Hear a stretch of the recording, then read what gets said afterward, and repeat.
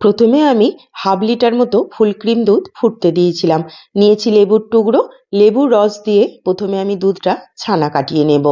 এবার একটা পরিষ্কার সুতির কাপড়ের মধ্যে ছানাটা ঢেলে দিয়ে উপর থেকে পরিষ্কার জল দিয়ে 2 থেকে 3 বার মতো ধুয়ে নিলাম, যাতে লেবুর টক ভাবটা চলে যায়।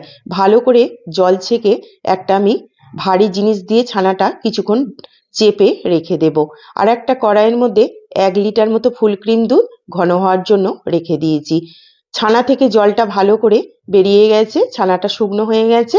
হাতে করে ভেঙে নিয়ে এবার হাতের তালু দিয়ে ছানাটা এইভাবে করে সুন্দর করে প্রথমে মেখে নেব মসৃণ ভাবে।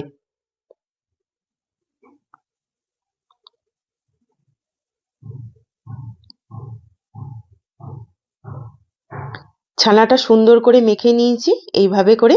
এবার এর থেকে অল্প অল্প নিয়ে খুব ছোট ছোট মতো বল বানিয়ে নেব। হাতে করে এইভাবে গোলাকার করে ভালো করে সুন্দর ছোট ছোট ছানার বল আমি তৈরি করে নেব।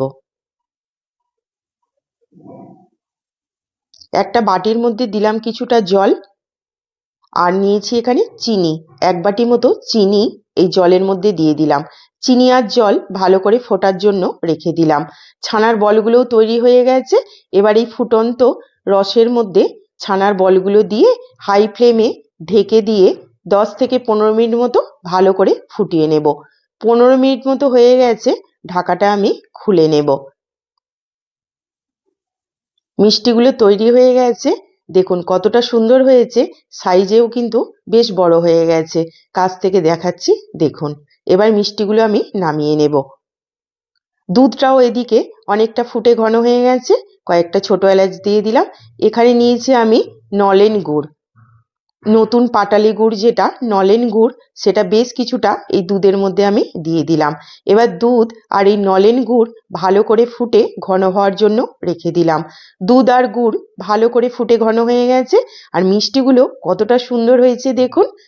এক এক করে মিষ্টিগুলো রসের এই দুধটা যে আমি ঘন করেছিলাম, ঘন দুধের মধ্যে এই মিষ্টিগুলো দিয়ে দিচ্ছি।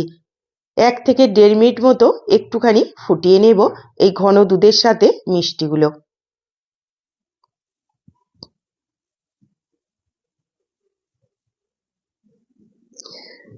দেখুন আমার গরম গরম নলেন গুড়ের রসমালাই কিন্তু একদম রেডি। উপর থেকে একটু কাজু আর কিশমিশ দিয়ে দিলাম। কতটা সুন্দর লাগছে দেখুন। অপূর্ব স্বাদের এই নলেন গুড়ের রসমালাই। ভালো লাগলে একটি লাইক করবেন, কমেন্ট করে জানাবেন আজকের রেসিপি কেমন লাগলো। আর আরও রেসিপি দেখার জন্য আমার চ্যানেলটিকে প্লিজ সাবস্ক্রাইব